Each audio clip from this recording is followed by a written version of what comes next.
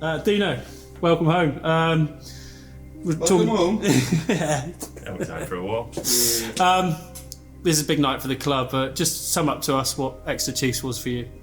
Well, I mean, enough to come back, I suppose. I suppose they sent. I think I said to Rad earlier, and I think they send the invite out when when you invite a cousin from overseas to a wedding and you never expect him to turn up. And like I've turned up. I probably shouldn't swear. That's right. But it's and the reason why that you turn up is that the club means a lot to you, and it was only like.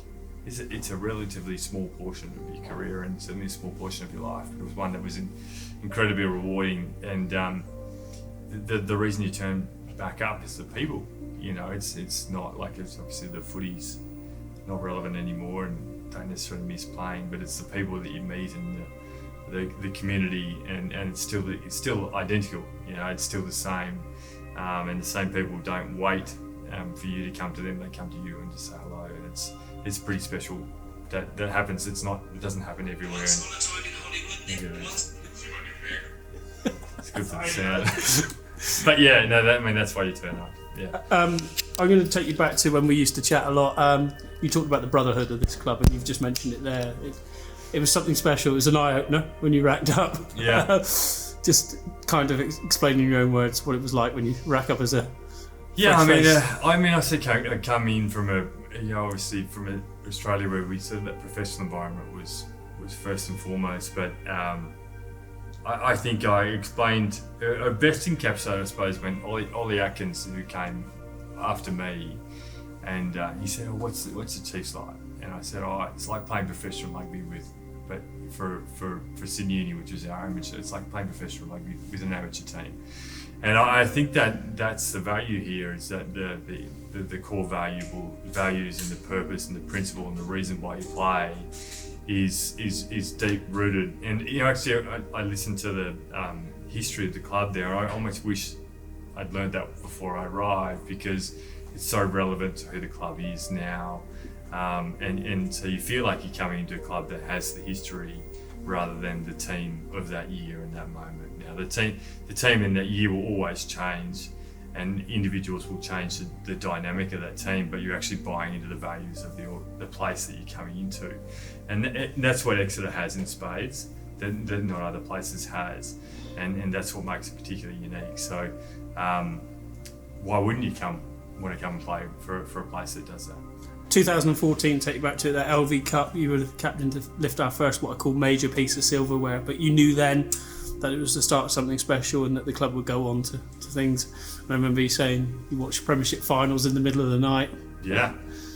It was good times, and it's gone good times since. Absolutely.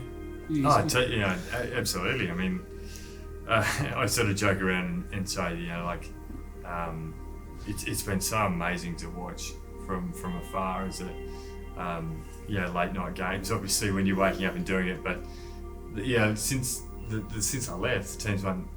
It's been in 6 consecutive finals. Like, that's bloody amazing. It's an incredible achievement. But the more impressive achievement is you look at it, that it's still the same chairman, coach, assistant coach. I mean, same trainer. Twigsy's lost more hair, of course, but it's the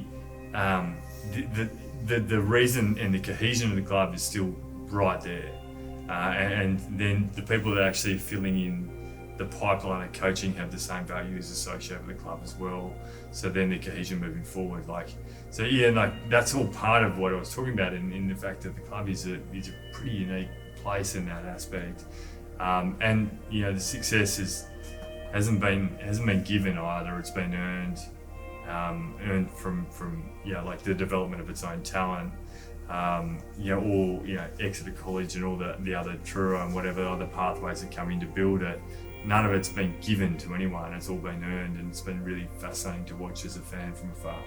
Mumsy, I bet you've got a catalogue of memories. What sort of stands out for you, or abiding ones? There's a few that probably shouldn't be mentioned, but I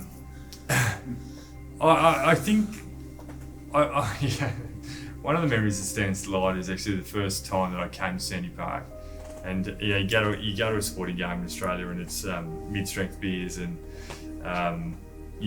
any way to not have fun at a sporting event where the Chiefs is completely different. It's you have whatever your cider and your pasty and pasty. Sorry, I said that wrong. And whatever else. But it's the things around it and playing for a club that's it's a one club city. Exeter City apart. But like the Chiefs is it, and it's that whole viewpoint, and that's for me is really unique. And there's lots of other memories that are not probably right for airtime, but like that are unique to hear. But it's a great place.